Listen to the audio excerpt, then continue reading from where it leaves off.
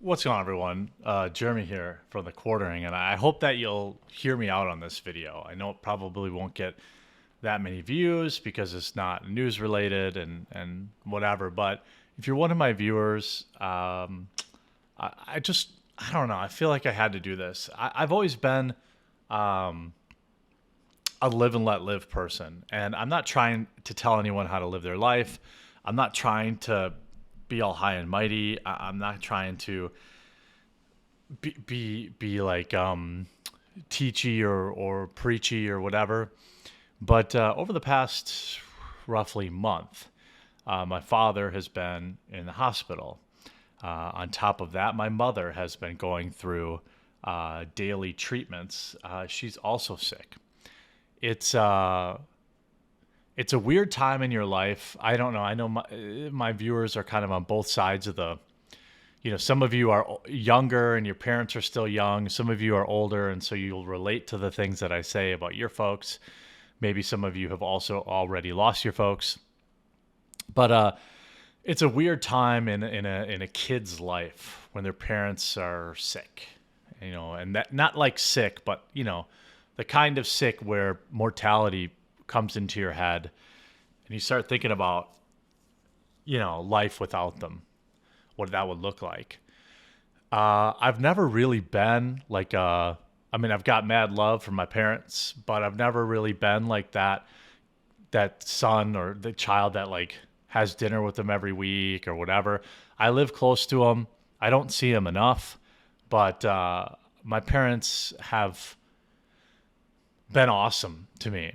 Uh, I feel very blessed that I have two parents that love me very much and enabled me to do all that I do now. Helped me out when I was broke, got me out of plenty of pickles when I was young, put up with a lot of BS. Um, and so that's really if privilege is a thing, having a family unit that is together and loves you is about as good as it gets. Far more important than any amount of money. My parents didn't have a ton of money, but it's not like I went hungry, obviously.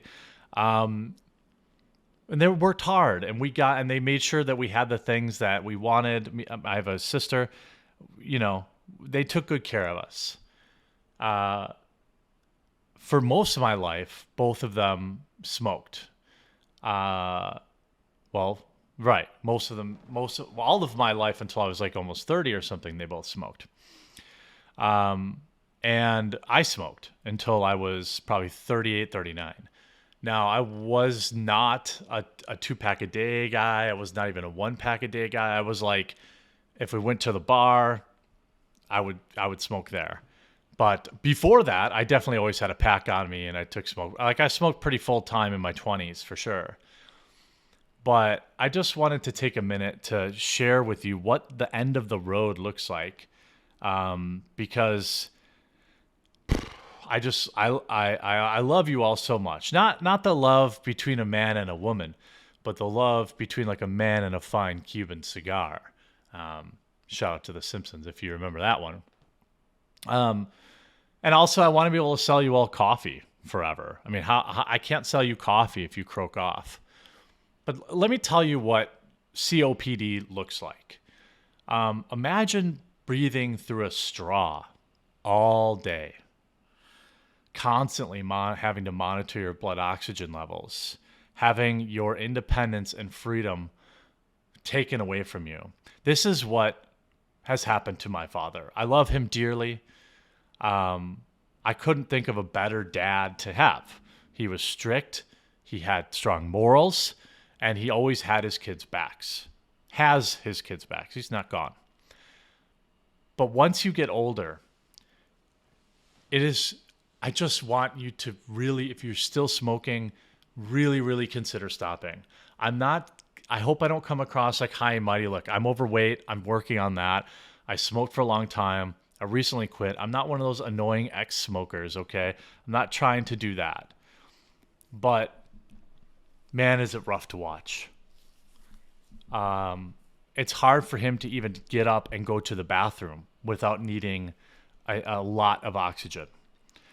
Walking around now requires oxygen. It didn't before, but as the disease progresses, you never get better. Once you have COPD, which my grandma had from smoking, which my dad has from smoking, which I would have definitely had if I kept smoking, once you get it, there is no cure. All that you can do then is work to maintain what you have. I remember a time when my grandma told me, she was like in probably her 70s at this time. She was on oxygen and still smoking cigarettes. Like, I understand how addictive it can be. It took me like a million times to quit. But imagine your life with COPD as your entire existence revolves around being able to breathe. So my dad has to take this little, like, it looks like a bottle, like a top of a ketchup bottle, blow into that to open his lungs. He has to manage his oxygen levels like all the time, has to make sure. And because smoking also led to congestive heart failure, he can't get too oxygenated. He's got to keep his oxygen at a certain level because he can't get rid of the carbon dioxide. His entire life, most likely from now on, will revolve around his oxygen levels, being able to breathe. He has to wear a machine at night that forces air into his lungs and then pushes it, gets the carbon dioxide out. Because if the carbon dioxide gets too high, you can die. If he doesn't take oxygen in, your oxygen gets too low and you die. If you get too much oxygen, then there's too much carbon dioxide. This is every day for the rest of his life. And I don't mean it. Like, I love him so much, you know. I'm not dumping on him, but that's what waits at the end of the rainbow for a lot of smokers. And I know I loved smoking. I still love it. But like, man, it's so hard to watch. And like, he's still in there. It's not like the other kind of diseases where you're older, or you get older and it robs you of your personality or who you are. My dad is still my dad. Makes the same bad jokes, still complains about the Packers and the Brewers, and his memory is still there. His mind is still there. But to me, that's almost worse because now he can't even get around. Now, hopefully, after almost a month in the hospital now, he's going to get out. Gets out today. And probably for the next 6 months, he will have to still be recovering from home. 6 months of his life that, quite frankly, as cold as it sounds, 6 months of what isn't a ton of years.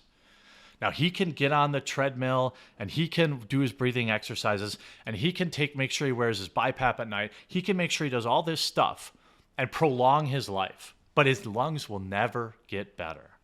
He will still, and then every time he gets sick for the rest of his life, it could be his last time. Because once you have problems with your lungs, things like COPD, congestive heart failure from smoking, you can't fight things off the same way other people can. And every time you get sick, you're worried about getting pneumonia. And if you get stuff in your lungs when you already can't breathe, it is a health emergency. When you and I get sick, it's not like when I got the coof, it was hard to breathe. I was coughing a lot, but I wasn't like critical. I was paranoid, so I was actually monitoring my oxygen levels, and it was fine always. It was a little lower, but it was still well within range. When you have this problem later in life, it will kill you. A simple flu that turns into pneumonia will kill you.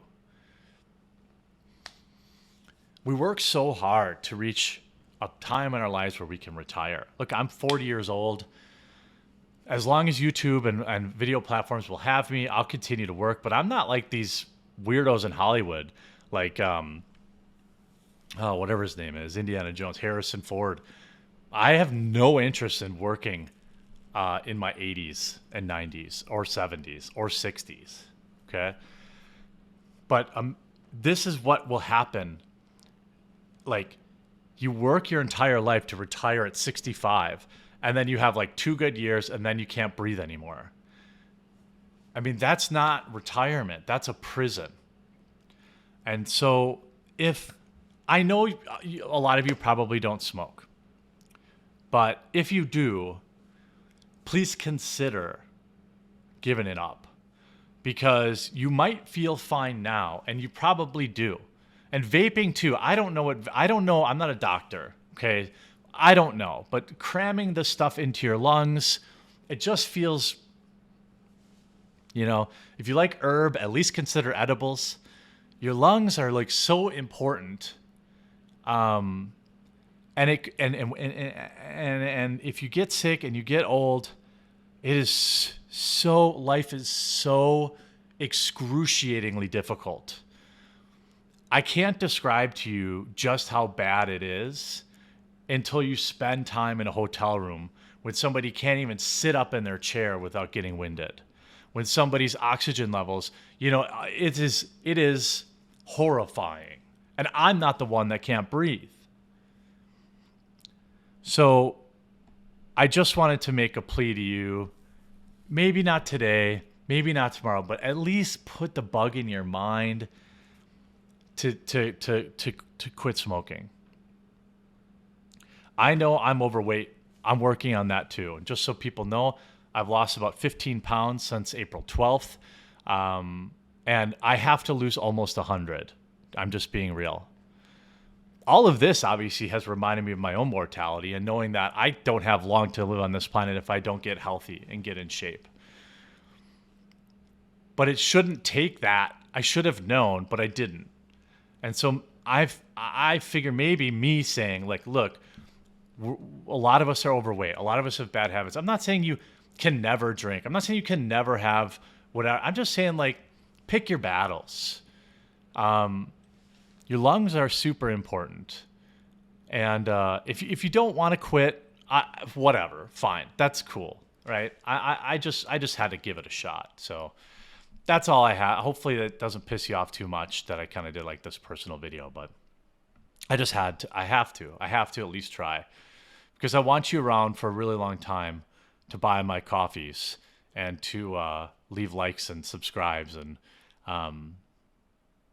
yeah, so it's been a long couple of months. So all of your positive comments have really helped. So if you want to like talk about it or whatever, you can email me. I don't have any secret sauce for quitting smoking. I just got scared that I end up like that where I couldn't breathe, and I just gave it up. I didn't use any pills, patches, or whatever. That stuff all works. There's a million ways to do it. It's easier to get off the horse than to get back on.